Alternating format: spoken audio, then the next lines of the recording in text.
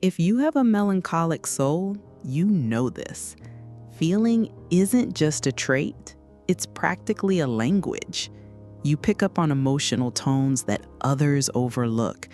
You feel the spaces between words. Notice when someone smiles on the outside, but is falling apart inside. It's like the world is made of subtle signals, and you were born with eyes to catch them all. Even every word left unspoken, echoing louder than the ones actually said. But that same sensitivity, your greatest strength, can also become a burden, especially when it mixes with the fear of rejection. Suddenly, you find yourself analyzing every gesture, every response, afraid of losing someone you care about. And without realizing it, you begin to mold yourself to be accepted, shrinking parts of who you really are.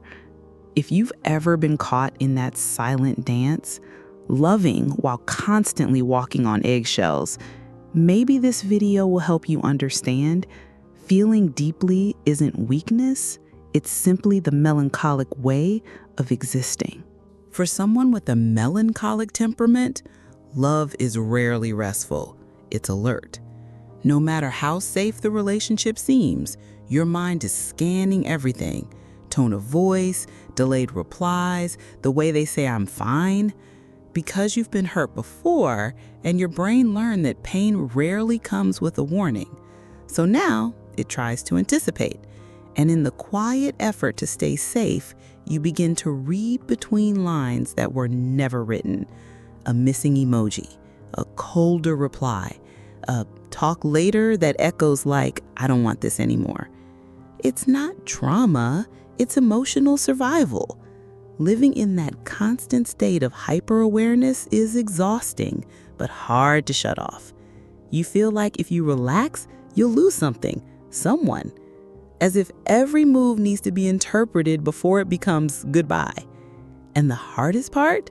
The other person often has no idea you're in this silent alert mode, smiling outside, while inside you're decoding micro-expressions like it's a matter of emotional life or quiet death.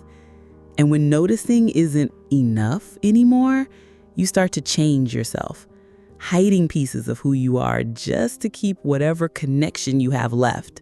When sensitivity turns into survival, you don't just observe, you adjust. You start hiding parts of yourself. The spontaneous comment that might be too much, the tear that feels too sensitive, the silence that might annoy them. You carefully edit everything you say and feel just to fit into the emotional space the other person offers. Eventually, you're no longer acting from desire, you're acting from fear. Fear of seeming needy, of being misunderstood, of overwhelming them. Melancholics feel deeply and give deeply, but when that depth meets shallow affection or indifference, they retreat.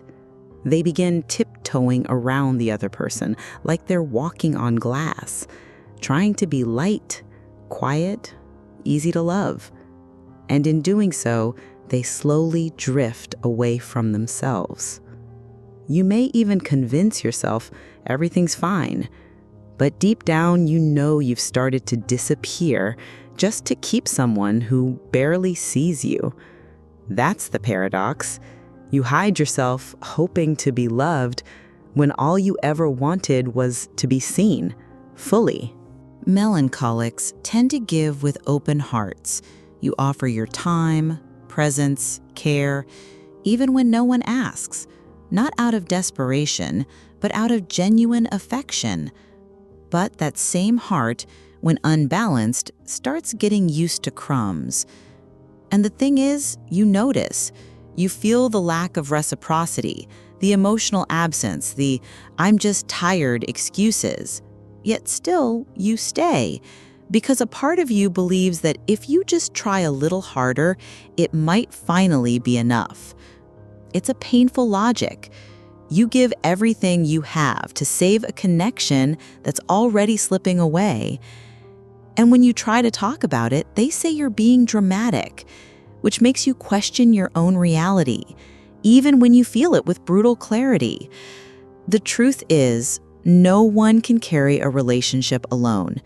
Yet, many melancholics keep trying, not out of weakness, but out of hope, because you still believe that feeling deeply might eventually wake the other person up. But what if all you give still isn't enough? Is that love or just fear of being left alone? There comes a quiet shift when what you call love starts to feel like anxiety. You still call it love, but the peace is gone. Your heart races, not from joy, but from fear.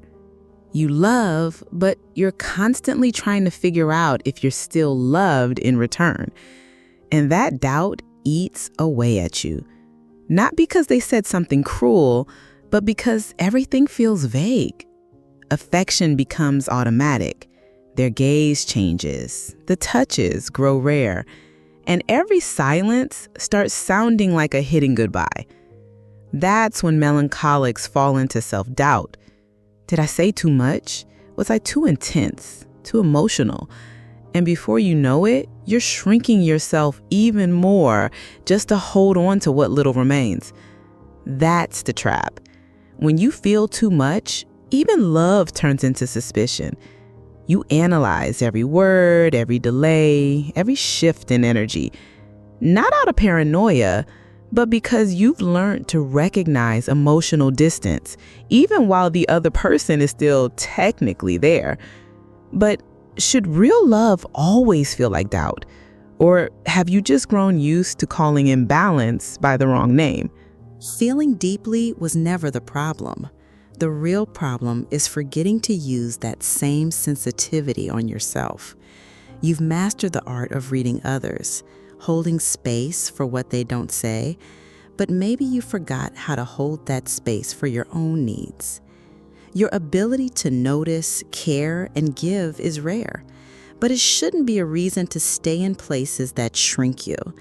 You shouldn't have to go quiet just to be tolerated. You shouldn't have to keep proving your worth to be loved.